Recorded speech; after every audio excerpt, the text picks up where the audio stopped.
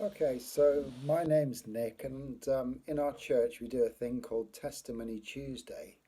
So I wanted to give a bit of a testimony for that. And the testimony is many years ago I had a dream one night, and in my dream there was like visiting time on a big, almost like a military ward, and at visiting time, the doors flung open, and many people came in to see some quite sick patients. And they came in with lots of love and gifts, chocolates and cards and things. And on this ward, there were two people who didn't get any visitors, and they looked really lonely and really a bit scared and longing for someone to visit them. And then I woke up and I shared this vision, this dream that I'd had with my wife, and just thought it was almost a bit like a nightmare, remembering the faces of the two people longing to be visited. So I just dismissed it initially, thinking it was just a silly dream, just too much cheese the night before, maybe. Anyway, over the following weeks and months, this dream just kept coming back to me.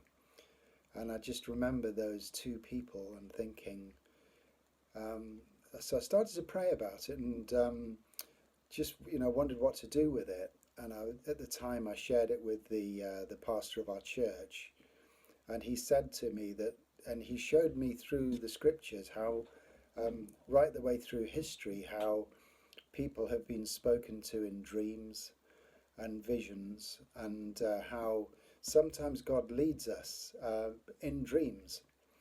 We think of Joseph the dreamer. We think of Mary and Joseph, and how the Lord spoke to Joseph saying, "Don't be afraid to take Mary home as your wife," in a dream. And also spoke to them after Jesus was born about fleeing to Egypt because Herod was out to kill the young born boys. So anyway, I went to see the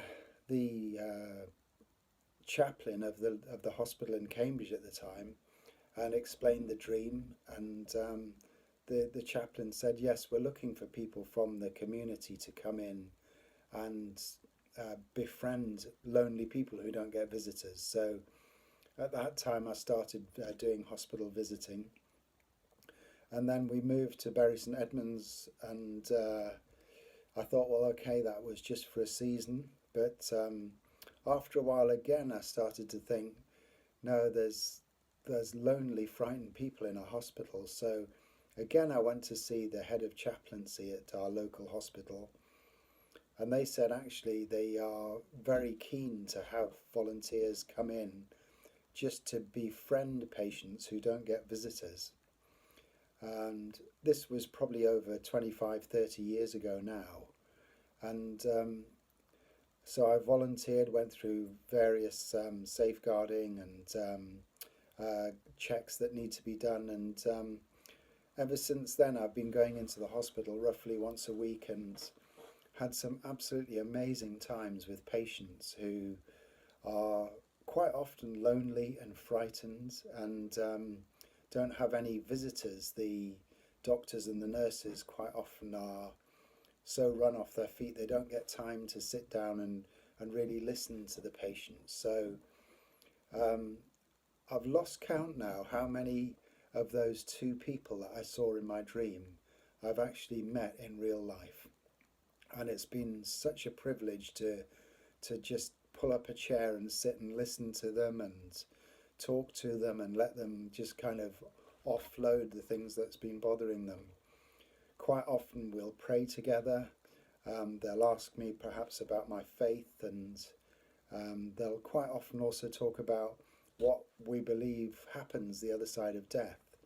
And it's been absolutely wonderful to think back over the years how I probably never would have done that had I not had a dream. So my testimony is, if you have dreams, then don't dismiss them, because quite often God will speak to us through our dreams.